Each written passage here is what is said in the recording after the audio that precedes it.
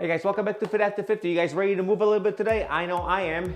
Today we have a nice beginner-friendly dumbbell workout. If you want to make this workout more difficult, just grab a heavier set of dumbbells. It's as easy as that. There's going to be no clock for today's workout, no countdown of any sort. All you got to do is follow along with me. It's nice and easy. It's going to be a preview up and over my head right around here somewhere. It'll show you how many reps and sets we're doing of each exercise. Like I said, no clock, just follow along with me, crank up the music. I'm done talking for the day, and I'll see you guys in about 5 seconds.